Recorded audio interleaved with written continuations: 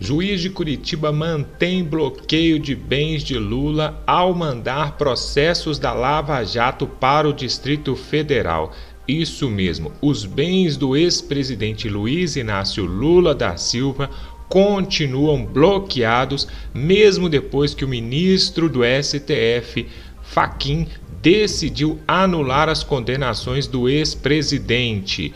E agora o juiz titular da 13ª Vara de Curitiba, que veio substituir o ex-ministro Sérgio Moro, o senhor Luiz Antônio Bonar, decidiu manter o bloqueio dos bens de Luiz Inácio Lula da Silva ao determinar o envio dos processos para o Distrito Federal. Bonar afirma que a Justiça Federal do Paraná determinou bloqueios de bens de investigados, inclusive de Lula, em processos relacionados às 4 ações que devem ser enviadas para Brasília, como no caso do triplex, do sítio em Atibaia, as doações do Instituto Lula e também da sede do Instituto Lula, e que os bloqueios serão mantidos sim, pois não foram praticados no bojo de cada uma dessas ações penais.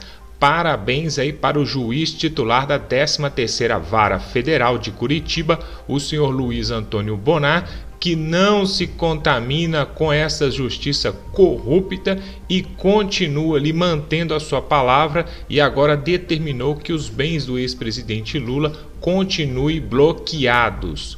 E do outro lado do mundo, vemos uma ação um tanto interessante. A China começa a implantar o passaporte sanitário e apresenta esta solução para a Europa. Ideia esta que já está sendo muito bem aceita por líderes europeus. O que significa isso?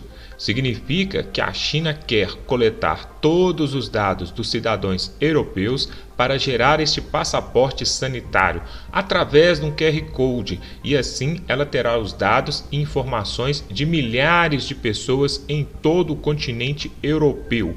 O primeiro-ministro da China traz ao mundo um passaporte sanitário que poderá proibir as pessoas de circularem de um país para o outro caso não estejam vacinados contra o corona. A primeira-ministra da Alemanha, Angela Merkel, também já aprovou esta ideia e em breve deve adotar em seu país. Seria um tipo de passaporte com QR Code, onde ali estariam todos os dados da pessoa. E a pergunta que fica é a seguinte: seria então uma solução vinda da China, ou eles teriam acesso aos dados pessoais de milhões de pessoas geradas por esse QR Code, o que poderia, num futuro próximo, servir para limitar, inclusive, a circulação de pessoas com pensamentos ou ideologias contrárias ao Partido Comunista Chinês, que todos já sabem, a China é governada por um sistema ditatorial. Senhor presidente, tem hora que o capeta abre a boca e fala a verdade. É impressionante, mas tem hora que isso acontece. Foi o que aconteceu, sem chamá-lo de capeta, com o Ciro Gomes. O Ciro Gomes disse: a oposição se põe destrutiva, abre aspas, a oposição se põe destrutivamente porque senão o cara, Bolsonaro, acerta a mão e ganha 8 anos. Nós todos estamos tratando de destruir o Bolsonaro, senão ele fica aí 8 anos e acaba de liquidar o país. Senhoras e senhores, quanto mais eu conheço os inimigos de Bolsonaro, mais bolsonarista eu me torno. Você pode achar que tem hora que o presidente fala muito, ok. Você pode achar que tem hora que o presidente erra a mão na fala, ok. Você pode ter críticas aos filhos do presidente, ok. Mas eu quero lembrar a você algo. Não tem nada a ver com isso que está acontecendo. O ataque ao presidente Bolsonaro não tem nada a ver com vacina, não tem nada a ver com a pandemia. Os ataques ao presidente Bolsonaro têm a ver com isto: o sistema não aguenta mais Bolsonaro. Bolsonaro está sufocando o sistema. Por isso eles não querem enfrentar Bolsonaro em 22. Eles querem impeachment Bolsonaro já. Por quê? Porque a torneira da corrupção que alimenta e que alimentava todas as esferas dos poderes foi fechada. E por ter sido fechada, Bolsonaro se tornou o inimigo número 1 do sistema. Eu pergunto a vocês, eu não sabia que nós tínhamos uma presidenta da República tão burra quanto a Dilma, só depois que ela saiu do governo. Antes, ninguém sabia que ela era tão burra. E por que não? Porque o sistema protegia Dilma. Hoje, cada fala, cada sílaba do presidente Bolsonaro é exposto. Quer ver uma coisa? Alguém já ouviu falar nessas últimas semanas sobre a pandemia nos Estados Unidos? Não. Ué, acabou a pandemia lá? Não. É porque agora não é mais Trump que está no poder, é gente deles. Alguém está ouvindo falar sobre o fracasso e a pandemia e a miséria na Argentina? Também não. Por que o sistema não fala sobre isso? Por que o sistema não fala sobre a Venezuela? Por quê? Porque é gente deles que lá está. Por isso, todos precisam se unir contra Bolsonaro.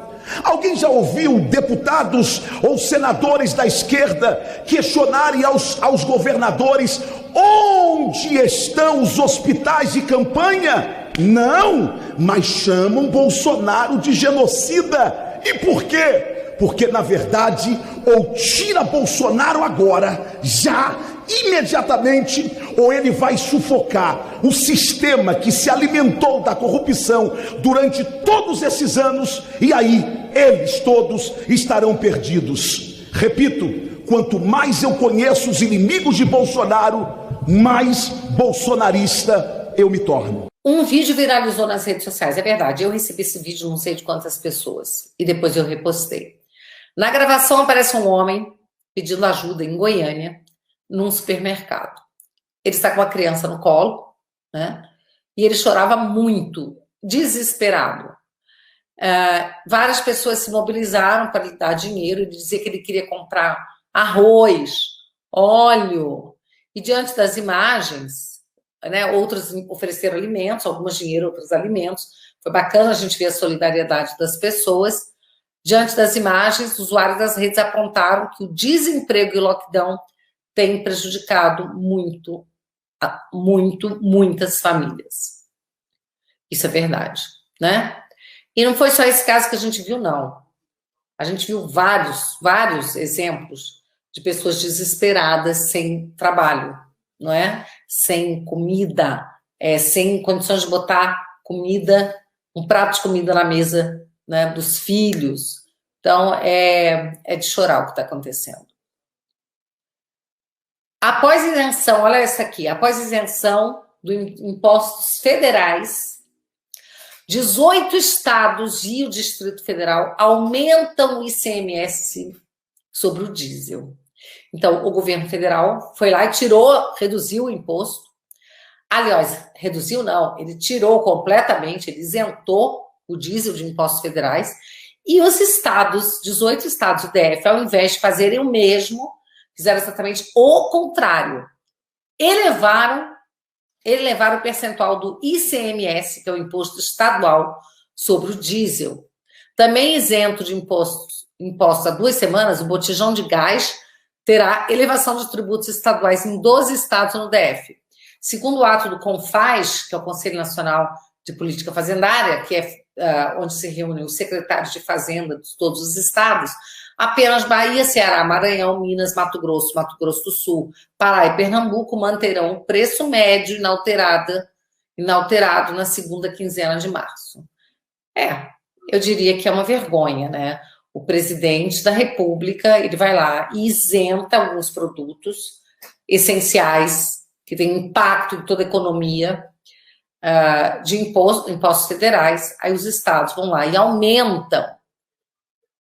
Não é à toa que caminhoneiros, e o povo também de trator, né? O pessoal da agricultura, na semana passada, acho que foi na quarta-feira essa semana, eles fizeram um tratoraço em São Paulo.